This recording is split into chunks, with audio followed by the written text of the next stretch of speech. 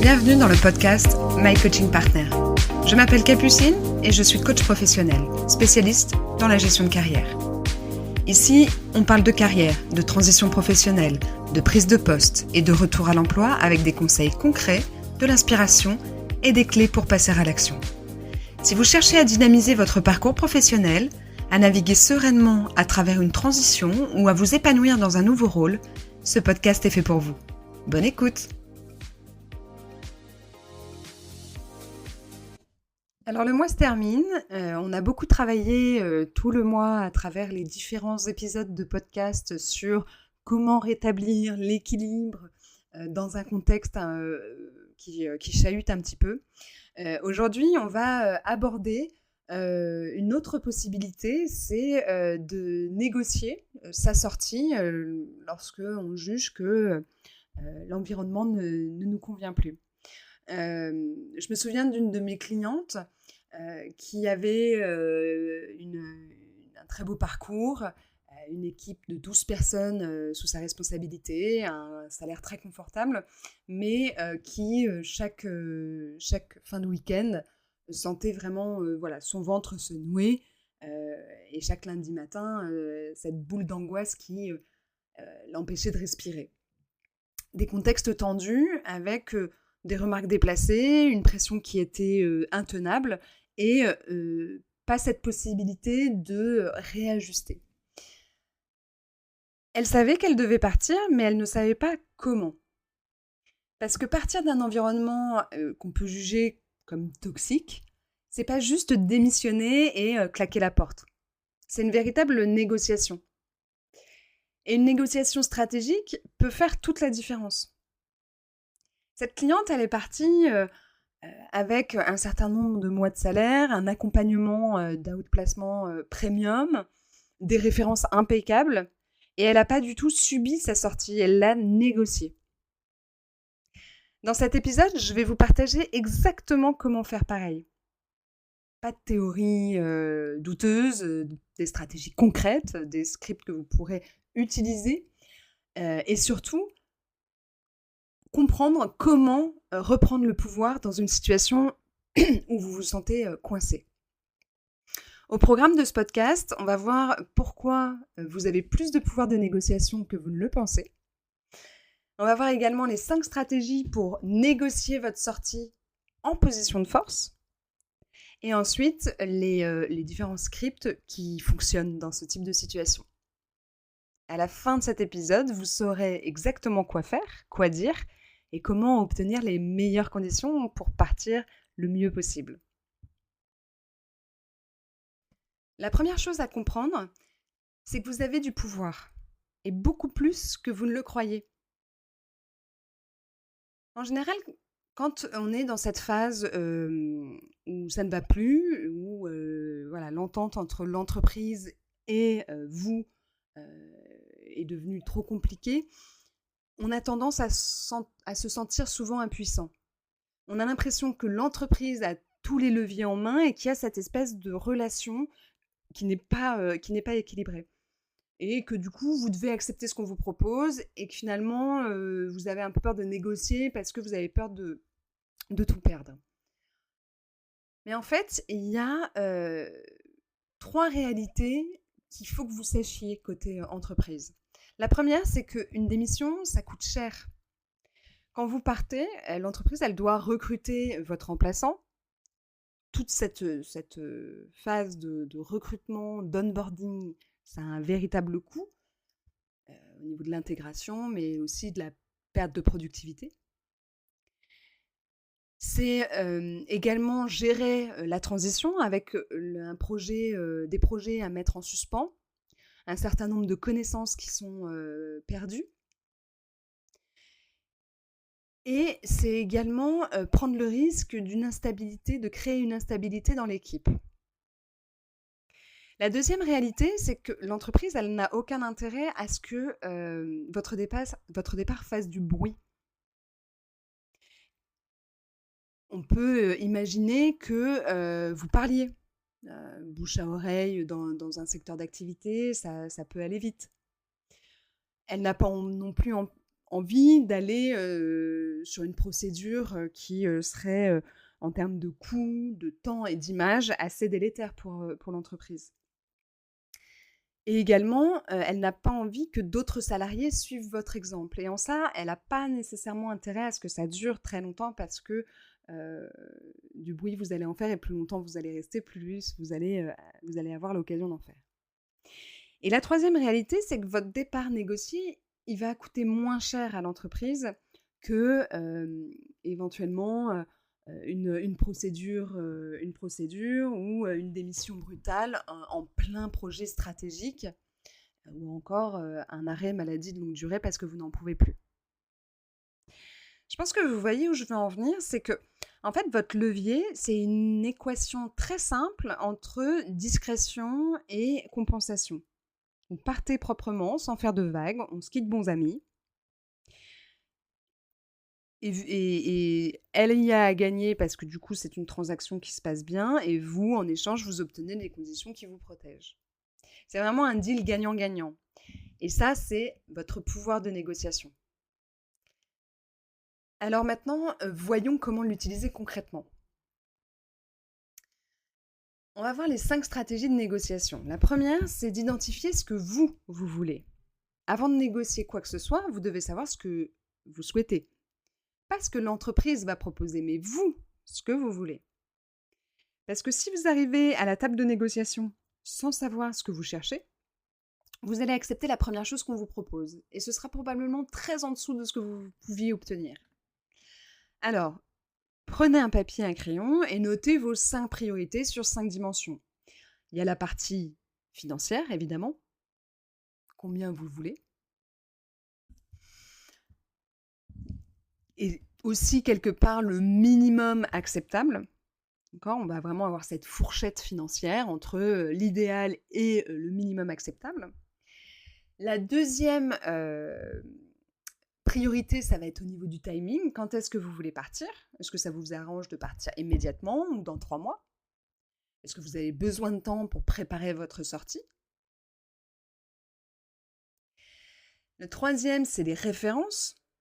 Qu'est-ce qui sera dit de vous en référence ? Encore une fois, on est dans une démarche de on se quitte bons amis. Et ça passe aussi évidemment par comment ça va être formulé, comment votre sortie va être formulée en interne et aussi en externe si vous êtes en contact client. Et ça, j'attire vraiment votre attention là-dessus parce que c'est assez crucial. En fait, votre réputation dans votre secteur, elle vaut de l'or. Donc, ne laissez pas l'entreprise raconter n'importe quoi. C'est des choses qui se négocient. Quatrième point, quatrième critère, c'est l'outplacement. Est-ce que vous voulez un accompagnement de coaching pour votre transition vers l'extérieur ? Est-ce que vous voulez un bilan de compétences ? Est-ce que vous voulez avoir accès à un cabinet de recrutement ? Voilà, tout ça aussi, ça peut faire partie des choses que vous mettez dans la balance. Et le dernier critère auquel il faut réfléchir, c'est la formulation de sortie. Est-ce qu'on parle d'une démission, d'une rupture conventionnelle, d'une rupture d'un commun accord ou d'un licenciement à l'amiable ? Chaque formulation a ses conséquences juridiques et financières différentes. Une fois que vous avez bien noté ça, vous savez ce que vous voulez. Et ça, c'est déjà 50% de la négociation. La deuxième stratégie, c'est de documenter avant de négocier. Là, je vous demande de bien m'écouter sur ce point, c'est le plus important. Avant de faire le moindre pas vers une négociation, vous documentez tout. C'est-à-dire tout ce que vous avez fait de positif dans l'entreprise, votre historique de performance, les évaluations, les feedbacks positifs, les résultats chiffrés. Vous pouvez également, si vous considérez que l'entreprise a fait défaut ou votre management, vous pouvez également documenter ça. L'idée, c'est pas d'aller chercher la petite bête, mais ça va vous protéger en fait. Mettez-vous dans cette posture que vous n'êtes pas un employé qui demande une faveur, vous êtes quelqu'un qui a des arguments et qui préfère négocier à l'amiable plutôt que d'aller plus loin. La troisième stratégie, c'est de proposer une rupture conventionnelle. Alors, on va parler tactique concrète. votre meilleur outil pour partir de votre entreprise, c'est la rupture conventionnelle. Pourquoi ? Parce qu'en fait, pour vous, ça va vous donner droit au chômage, ça va vous permettre de négocier une indemnité souvent supérieure au minimum légal. C'est une sortie qui est clean dans le sens où voilà, il n'y a pas de contentieux et vous pouvez partir normalement assez rapidement. Et pour l'entreprise, c'est également très favorable. Il n'y a pas de risque de procédure prud'homale, il n'y a pas de licenciement injustifié, c'est une transaction qui est sécurisée avec un certain niveau de discrétion. Là, pour la proposer, en fait, il faut vous rapprocher de votre N+1 ou de votre DRH en face à face. N'écrivez pas par mail.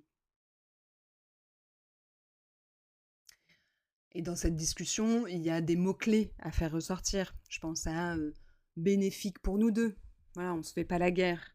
Sans conflit. Respect mutuel. Voilà, il y a vraiment cette notion-là. Ne menacez pas. Proposer une solution. Et dans 80% des cas, s'ils sentent que vous êtes décidé et que vous avez réfléchi, ils accepteront de discuter. La quatrième stratégie, c'est de négocier le package complet. L'erreur que tout le monde fait un peu, c'est les gens négocient le salaire. En fait, c'est une mauvaise approche. Il faut négocier un package global. Et là, vous jouez sur tous les leviers. C'est l'indemnité financière. Le minimum légal pour une rupture conventionnelle, c'est l'indemnité de licenciement. Mais vous pouvez aussi négocier au-dessus. Ça peut être entre 3 et 12 mois de salaire selon votre situation, votre ancienneté, votre pouvoir de négociation. Et là, vous allez présenter une fourchette. Compte tenu de ma situation, de mon ancienneté et du contexte, je pense qu'une indemnité entre 5 et 7 mois de salaire brut serait équitable. Qu'en pensez-vous ? Le levier 2, et il n'est pas négligeable, c'est l'outplacement. C'est la demande vis-à-vis de votre entreprise d'avoir un accompagnement dans votre sortie. On parle beaucoup de l'onboarding, mais de plus en plus, il y a également cette dimension d'outplacement qui est clé.